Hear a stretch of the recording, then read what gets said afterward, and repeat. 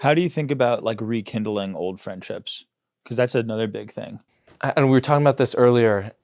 I'm not fully certain.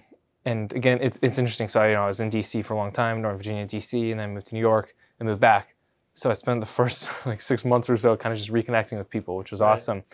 But also at the same time, when you travel, you meet new people. It's hard to keep in touch with everyone who you're close friends with. So yeah, I'm not sure. What's your approach or what's the table's approach to like keeping in touch with people? Can you keep in touch with everyone? Do you have to like pick your spots? I love keeping in touch with people. I think my best rule of thumb is if I think about them even for a second, like I text them. Yeah, that's good. Nice. So if That's really I'm good. listening to a song and I remember listening to that in the car with someone, like I'm texting them being like, hey, thinking about you. How are you doing? Yeah. What's going on at your job? What's going on with your life? It happens a lot with my old like high school friends. I see some Instagram posts of, like someone's engaged and I'm Yeah. texting the high school group chat. I'm Right, saying, right. yo, did you guys see this? Like, I think it's the more that you put it off catching up with people or checking in on them, the bigger a task it seems. Mhm. And I've noticed myself over time, the longer I go without talking to someone, it feels scarier to reach out to them, or it feels like a lot more of a lift to be like, we have so many years of stuff to catch up on now. Mhm. How can I even start that conversation? But for me to just think about them, text them, it can be a 5-minute text exchange or a 3-minute voicemail that you leave. Like that's still something that keeps you connected over time. So it's not like I have a whole year that I haven't talked to you and so Right. much has changed in my life. And how do I even start that Mhm. conversation? That's a good point. What were you gonna say? That's really cool. That's very admirable. I'm definitely not like that. I'm like the worst texter ever. Same So here. keeping up digitally is difficult to me. I have like a group chat with like some good friends of mine, which I keep up in that. And other than that, like maybe if there's like something that reminds me of them, I'll text them. But there's some people where if you see them, it's like no time has gone by. And I don't put too much weight on it. Like the other day I just saw my friend, we like kind of were texting, not really. And we sat down for hours just talking about everything and anything. And she said that, she's like, wow, it just feels like no time's gone by. I'm like, it does. And I don't know, I don't necessarily feel like if I'm not texting you all the time, then this is just going to fall apart. Yeah. What do you? Oh, go ahead. But I would I think technology makes friendships interesting. I don't think friendships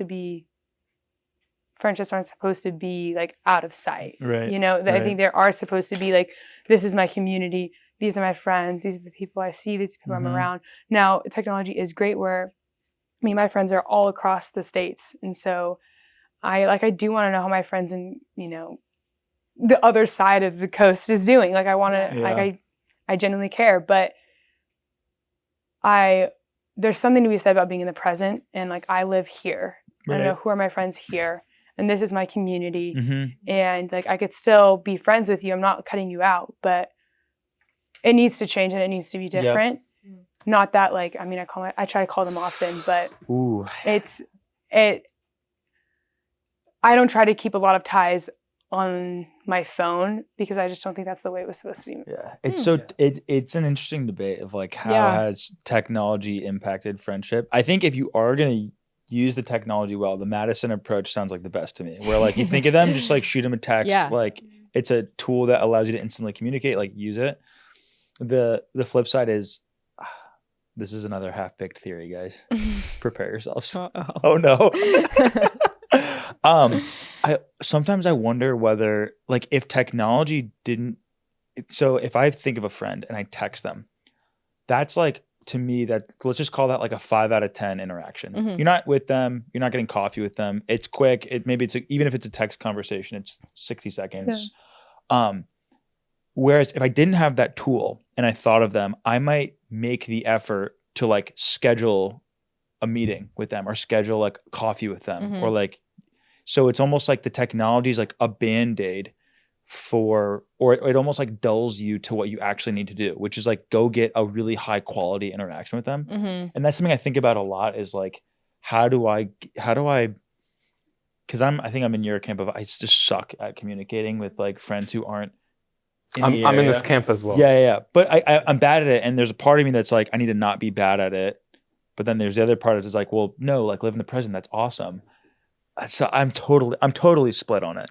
I do think there's value to like being someone that is an in-person friend, but I just think that now that everyone has the access of phones and like that is an option, it feels like you are, well, not to insult anyone at this table, you're all fantastic friends, I know it, but like it feels like you have the opportunity to connect with them and you're intentionally not taking it. Right. Like if I don't hear from someone that I know could shoot me a text for like months at a time because I didn't reach out first, like that to me is someone that isn't intentionally checking on me as a friend. Yeah. And that also goes into what you guys are saying. Like there can be, I think of my high school friends mostly because we go so long without seeing each other and I'm back with them in person, everything's the same. And like those few texts in between didn't necessarily like solidify that that was going to happen, but it still allowed the friendship to be kind of front of mind, if you will. Like I know that I'm thinking of you. It's an interesting like,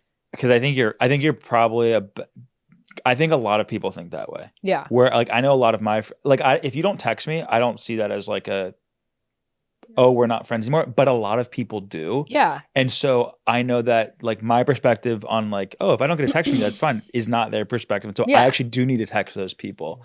And to your point, like I might say to myself like, oh, like, yeah, I'm an in-person type of friend. But then what actually happens is like you just never catch up with them. And there is times where like you can't be an in-person friend. Like my best friend I was talking about earlier, she lives so many states away. I couldn't be an in-person friend if I put my life on it.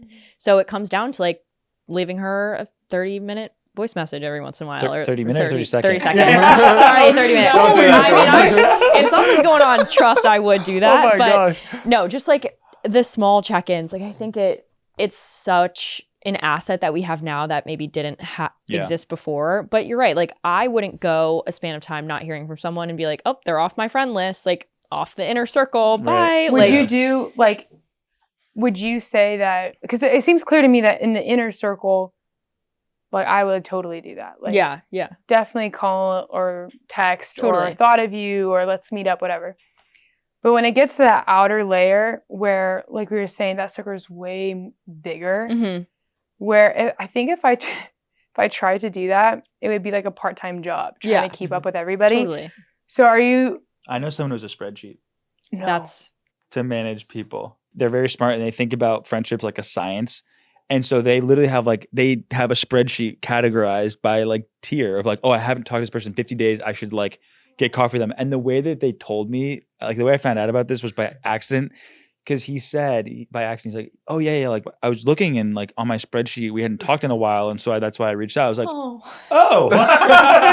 No, but it's actually, it is sweet. It is sweet. That is really sweet. But actually, to your point of like the part-time job, I feel like I need like a system to like know or reminders of like, oh, you need to reach out to this person, or maybe I should just be a good friend like Madison. But I think a lot of it's natural. Like I don't know. I'm listening to a song and I remember that my friends from college loved it. And I'm like, hey guys, I missed you. Like to me, it's not such a burdensome thing because there are people I don't text forever, admittedly. Like there are times where I feel like it's been a long time since we've talked and a text isn't going to do it.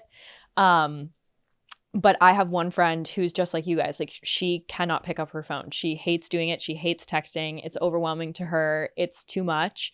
I still text her just so that she knows that like she is in my mind. Like I don't expect anything back from her because I know her well enough to know that that's not the way she is, but it's the way I am. And she knows that like my check-ins to her are just because I love her without expecting anything in return. Really cool. So I think it's very dependent on the person. Like there are people I don't talk to at all for a year and then I see them and we're best friends still. So it depends. Well, if you enjoyed this video, make sure you subscribe. And if there's a friend of yours who you think would benefit from watching this video, make sure you send it to them.